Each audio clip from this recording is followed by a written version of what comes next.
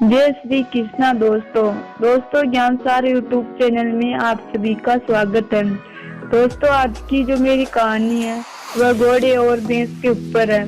ये बहुत ज्ञानवर्धक कहानी है। इस कहानी से बहुत कुछ सीखने को मिलेगा। तो दोस्तों वीडियो को पूरा देखिए ताकि कहानी आपके समझ में आ सके।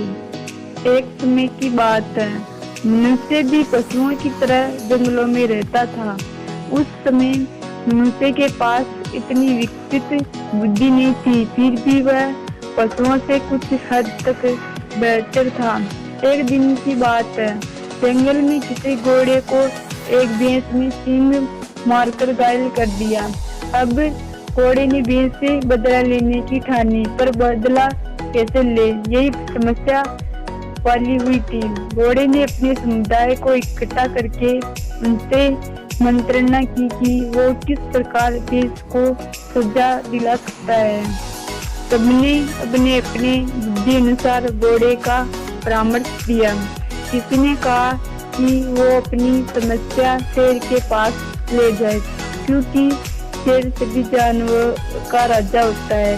वो भैंस को उसकी करनी का दंड जरूर देगा। फिर किसी ने कहा नहीं, ऐसा करना तो मूर्खता होगी। घोड़ा यदि शेर के पास गया तो आपको लगता है शेर इसकी फरियाद सुनेगा।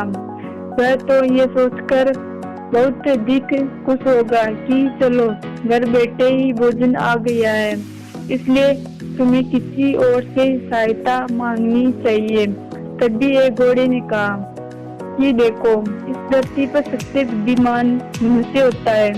चींटी से लेकर हाथी तक मनुष्य अपनी बस में कर लेता है। तुम अपनी फरियाद को लेकर मनुष्य के पास जाओ। तभी तीसरे गधे ने कहा, भाई मनुष्य हमारी मदद क्यों करेगा? हम कौन से उसके रिश्तेदार हैं? शायद तुमने मनुष्य का नाम लेने से पहले एक बात नहीं सोची। मनुष्य बुद्धिमान होने के साथ साथ वो भी लालची भी होता है, तो बिना मतलब किसी पशु या जानवर की मदद नहीं करता। उसे दिखाने के लिए कुछ लोग भी तो होना चाहिए। एक कहने लगा, एक काम करो, मनुष्य ने अब तक सिर्फ गाय का ही दूध पिया है। जब उसे पता चलेगा भैंस गाय से भी अधिक दूध देती है और उस दूध को पिया जा सकता है, तो वो हमारी मदद करने के लिए तैयार हो जाएगा। तो दोस्तों सब गधे और घोड़ों का प्रस्ताव पास हो गया। उन्होंने उस घायल घोड़े को मनुष्य के पास भेज दिया। घोड़े ने अपनी समस्या मनुष्य को बताई और भैंस से बदला लेने की बात कही। मनुष्य ने कहा, हे भाई घोड़े, मैं तेरी मदद किस प्रकार करूं और इसमें तेरी सहायता करके मुझे क्या लाभ होगा? घोड़े ने कहा, हे भाई मानव, तुम्हें नहीं मालूम भैंस भी गाय की तरह दूध देती है और उसका दूध बड़ा स्वादिष्ट होता है। यदि आप मेरा बदला भैंस से ले लेंगे तो आपको भी लाभ होगा। घोड़े की बात सुनकर मनुष्य उसकी सहायता करने के लिए तैयार हो गया, परंतु उसने कहा, हे घोड़े, भैंस तो यहाँ से बहुत दूर होगी, मैं उसके पास पैदल कैसे जाऊंगा? घोड़े ने कहा, आप चिंता ना करो, आप मेरी पीठ पर बैठ जाओ, मैं आपको अति शीघ्र भैंस के पास पहुंचा देता हूँ। मित्रों, मनुष्य ने वैसा ही किया। वो घोड़े की पीठ पर सवार हुआ, अति शीघ्र जंगल में भैंस के पास पहुंच गया। मनुष्य ने अपनी बुद्धि बल का प्रयोग करके भैंस को मार पीट कर अपने बस में कर लिया। यह देखकर घोड़ा बहुत प्रसन्न हुआ और घोड़ा सोचने लगा, अब मेरा बदला पूरा हो गया। घोड़े ने मनुष्य का धन्यवाद किया और बोला, हे भाई, आपने मुझ पर बहुत बड़ा उपकार किया है। मेरे योग्य कभी कोई काम पड़े तो मुझे जरूर बताना। अब मैं चलता हूँ। मनुष्य ने कहा, रुक भाई, अब तुम कहाँ जाओगे? आज से तुम भी मेरे यहाँ बंदी बनकर रहोगे। तुम्हारे बारे में तो मुझे पता ही नहीं था कि तुम सवारी करने के योग्य हो। तुम्हारी पीठ पर बैठकर तो अति शीघ्र किसी भी स्थान पर पहुंचा जा सकता है। अब तक तो हम इस बात से अनजान थे, इसलिए इधर उधर पैदल भटकते फिरते थे। लेकिन आज तुमने अपनी इस गुरु से मुझे भली भांति परिचित करवा दिया है। तो मित्रों, बेचारा घोड़ा भी मनुष्य के आगे भी बेबस हो गया।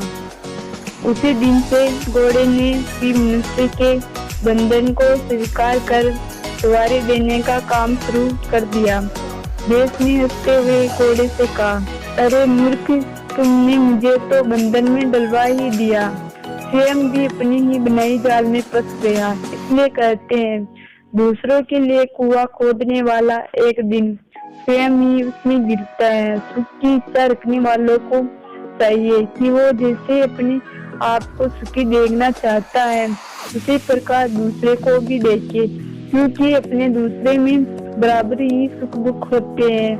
तो दोस्तों, कहते हैं, दूसरे किसी जीव को जो सुख व दुख दिया जाता है वह आगे चलकर स्वयं को प्राप्त होता है।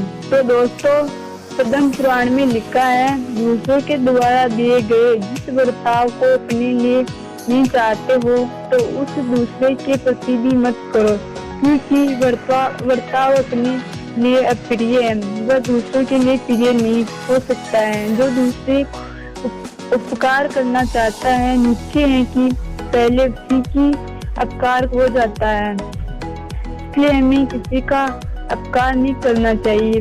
और एक बहुत ही महत्वपूर्ण बात यह है, 10 बातें हमेशा दूसरों से छुपा कर रखे, आप कभी धोखा नहीं खाओगे। पहली, आयु, दूसरी धन, तीसरी घर के दोस्त, चौथी मंत्र, पांचवी महत्व, छठी औसत, सातवीं दान, आठवीं मान, 9वीं अपमान, 10वीं व्यक्तिगत गुण।